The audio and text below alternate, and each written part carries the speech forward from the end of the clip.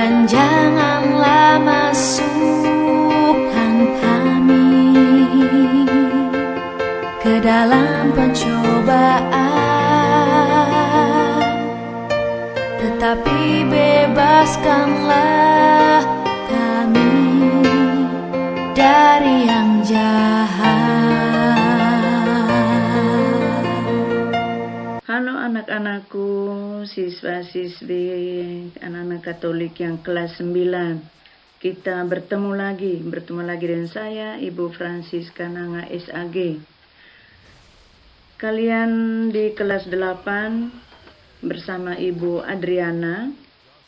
Memang kita di sini tim untuk SMP Negeri 11 Guru Agama Katolik ada 2, Ibu Adriana dan saya sendiri. Hari ini kita bertemu kembali. Saya bersyukur dan kita sama-sama bersyukur bisa berjumpa kembali. Walaupun dalam cara yang berbeda, kita berjumpa lewat media online. Itulah situasi yang kita hadapi saat ini. Kita sama-sama berdoa agar situasi yang diakibatkan oleh virus corona ini cepat berlalu supaya kita bisa berjumpa lagi dengan cara sebagaimana dahulu, tatap muka. Tetapi Ibu tetap berharap kalian di rumah, walaupun belajar di rumah, tetap semangat, punya antusias yang besar untuk belajar, ya. Dan tetap jaga kesehatan. Ingat protokol kesehatan itu. Tetap pakai masker, selalu mencuci tangan, dan juga menjaga jarak demi keselamatan kita bersama. Nah, hari ini merupakan pertemuan kita yang pertama untuk awal tahun pelajaran 2020-2021 dengan materi yang pertama untuk bab pertama, yaitu orang beriman menanggapi karya keselamatan Allah. Orang beriman menanggapi karya keselamatan Allah. Subnya yang pertama, Allah adalah sumber keselamatan yang sejati. Untuk materi ini, sebagaimana anak-anak ketahui, sumber yang kita pakai sampai dengan selanjutnya dalam pendidikan agama Katolik, sumber utamanya adalah Alkitab.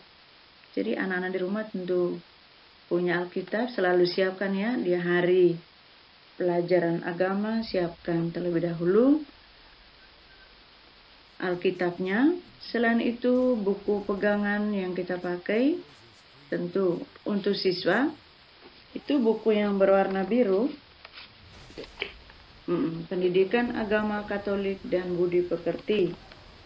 Kalau ada, anak-anak bisa siapkan memang.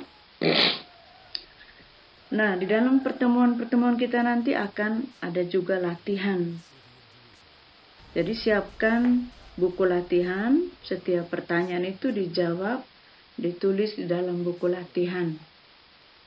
Karena nanti akan ada penilaian harian, ada PTS, ada ujian akhir semester, penilaian akhir semester.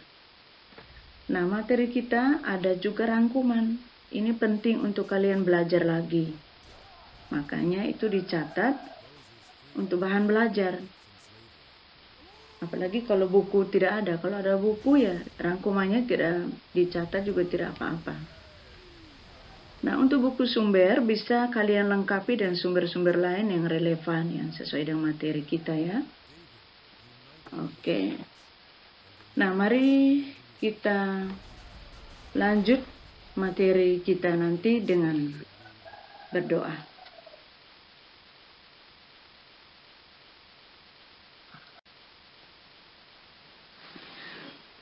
Marilah kita berdoa. Dalam nama Bapa dan Putra dan Roh Kudus. Amin. Allah Bapa yang Maha Kasih, kami bersyukur atas segala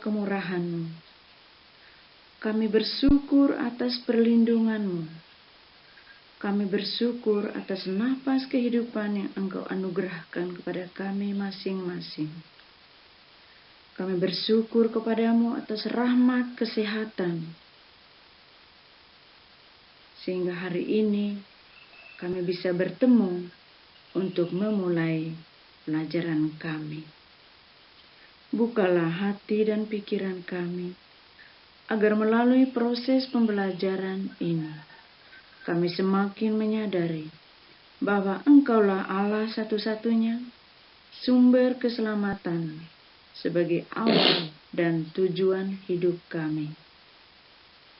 Dengan pengantaran Kristus, Tuhan dan Juru Selamat kami. Amin. Dalam nama Bapa dan Putra dan Roh Kudus. Amin. Anak-anakku yang terkasih, ada tujuan yang harus kita capai dari materi ini dalam pertemuan ini. Yang pertama, melalui bercerita, peserta didik dapat mengungkapkan bahwa dirinya membutuhkan Allah.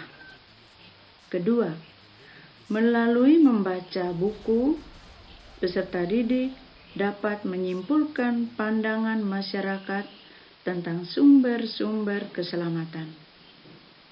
Ketiga, melalui tanya jawab, peserta didik dapat menjelaskan bahwa Yesus adalah tanda kasih Allah yang paling agung.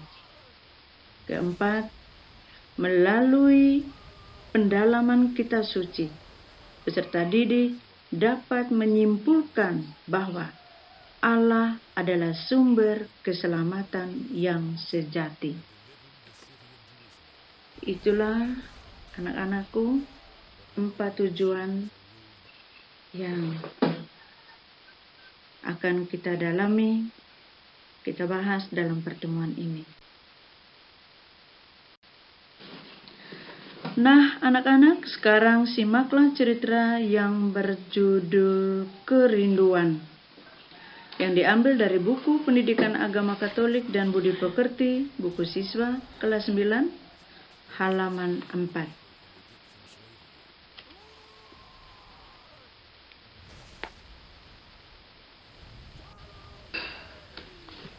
Setelah anak-anak membaca cerita tadi, cerita di atas, kemudian jawablah pertanyaan berikut. Seberapa besarkah dirimu merindukan Allah? Seberapa besarkah dirimu merindukan Allah? Anak-anakku, dapat kita simpulkan dari kisah cerita di atas serta pertanyaan yang telah kalian jawab. Idealnya, kebutuhan manusia akan Allah bagaikan kebutuhan manusia akan udara untuk bernapas agar dia dapat hidup. Tanpa udara yang masuk ke dalam tubuhnya, manusia tak berdaya, bahkan mati. Kebutuhan akan Allah seharusnya merupakan kebutuhan yang mengalahkan kebutuhan lainnya. Sebab tanpa Allah manusia tidak dapat hidup. Bagaimana dengan diri kita? Kita sebagai orang beriman. Benarkah kita sudah menyerahkan hidup kita kepada Allah sebagai sumber keselamatan sejati?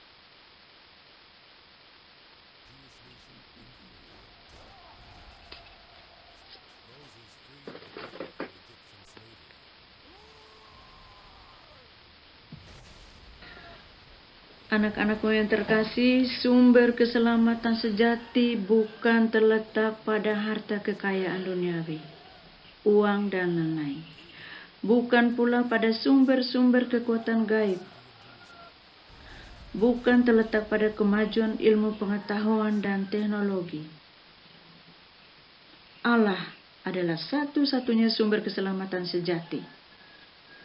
Tidak ada kekuatan lain yang menyelamatkan selain kekuatan Allah sendiri. Untuk itu, mari kita sama-sama membaca kitab suci. Silakan anak-anak membuka Alkitab. Lihat Kisah Para Rasul bab 17 ayat 16 sampai dengan 34.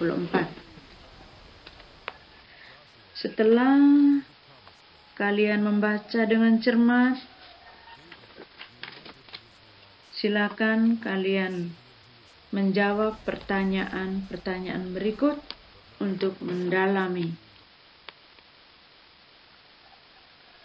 Pertama,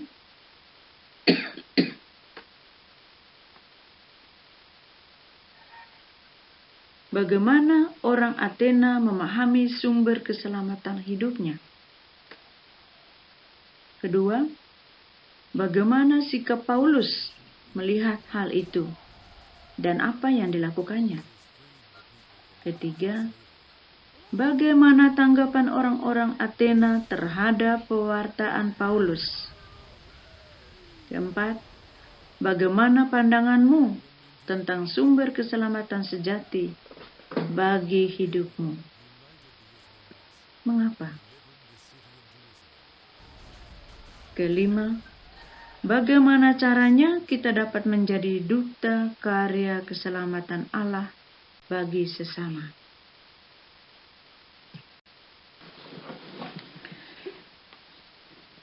Setelah kalian membaca kitab suci, menjawab pertanyaan-pertanyaan, mari kita sama-sama menyimpulkan inti pesan dari kisah ini. Pertama,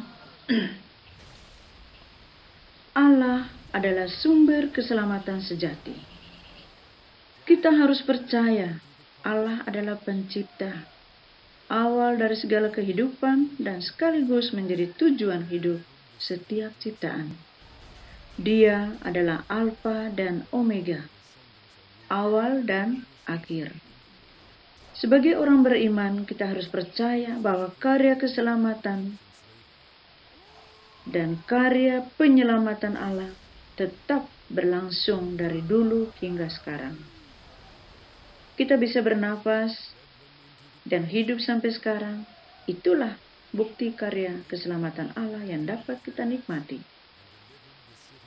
Kedua, bukti terbesar kasih Allah yang menyelamatkan umat manusia adalah dengan mengutus putranya sendiri, Yesus Kristus, untuk menebus dosa-dosa manusia. Karena begitu besar kasih Allah akan dunia ini, sehingga Ia telah mengaruniakan anaknya yang tunggal, supaya setiap orang yang percaya kepadanya tidak binasa, melainkan beroleh hidup yang kekal. Yohanes bab 3 ayat 16.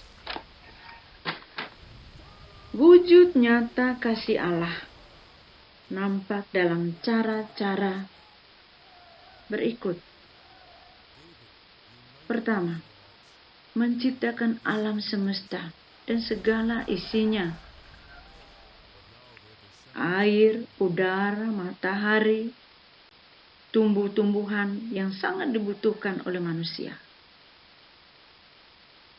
Yang kedua, Allah sendiri hadir lewat orang tua. Ya, lewat semua sesama kita. Orang tua, teman-teman, bapak ibu guru, siapa saja termasuk para medis, para dokter, dan perawat. Yang ketiga, Allah menyertai manusia, menyertai kita dalam seluruh perjalanan hidup kita. Keempat, Allah hadir dalam diri Yesus Kristus sebagaimana anak-anak telah ketahui. Yesus yang telah turun ke dunia menyelamatkan umat manusia lewat seluruh hidupnya, seluruh karyanya, yang berpuncak pada sengsara, wafat, dan kebangkitannya. Ini adalah wujud nyata kasih Allah yang menyelamatkan kita semua.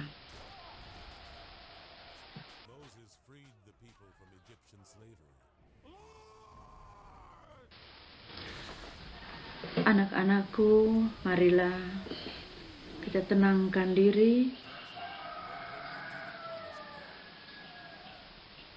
untuk sama-sama merefleksikan seluruh hidup kita melalui pembelajaran kita hari ini. Allah kita sungguh baik hati. Karena kasih-Nya kita diciptakan dengan martabat yang luhur. Karena kebaikan-Nya kita masih dapat menikmati nafas kehidupan sampai hari ini.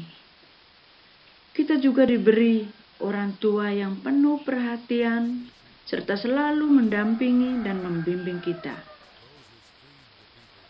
Saudara dan guru kita juga dihadirkan untuk membantu kita dalam mengarungi perjalanan hidup. Bagaimana kita menyikapi semua kebaikan Allah itu? Sudahkah kita menyerahkan hidup kita kepada kehendak Allah? Terkadang kita melupakan Allah ketika kita mengalami kesenangan. Namun kita merasa membutuhkan ketika kita mengalami kesusahan. Saat menjelang ujian, kita ingat Allah. Namun ketika lulus, kita larut dalam kegembiraan dan melupakan Allah. Seharusnya, sebagai orang beriman, dalam setiap kesempatan harus selalu menyandarkan hidup kita kepada Allah sebagai sumber keselamatan sejati. Marilah kita hening sejenak. Kita renungkan semua kebaikan Allah dalam hidup kita.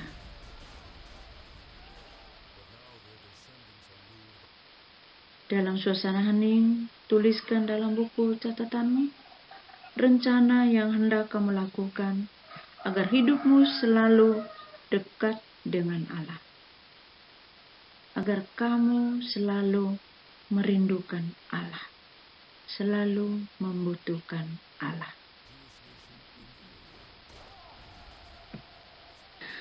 Baik anak-anak, demikianlah pembahasan kita hari ini. Semoga bermanfaat bagi kehidupan nyata kita setiap hari.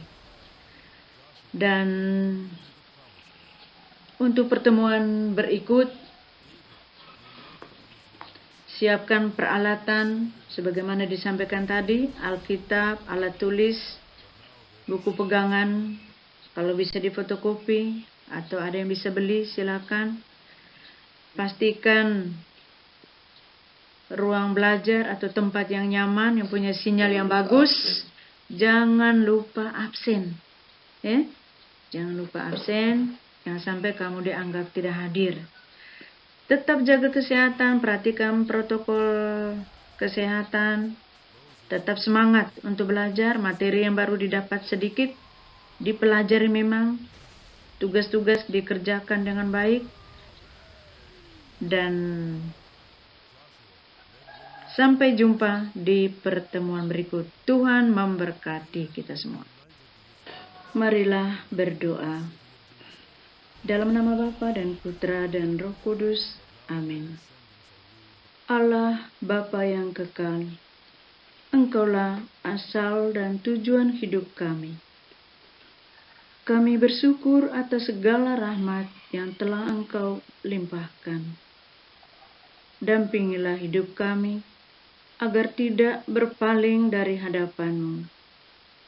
Biarlah kami hanya berpasrah kepada-Mu, dan menyandarkan hidup kami seutuhnya kepada kuasa kehendak-Mu. Sebab bagi kami, Engkaulah satu-satunya sumber keselamatan sejati. Hanya kepadamu-lah kami bersandar, sekarang dan sepanjang segala abad. Dengan pengantaran Kristus, Tuhan dan Juru Selamat kami. Amin. Dalam nama Bapa dan Putra dan Roh Kudus. Amin.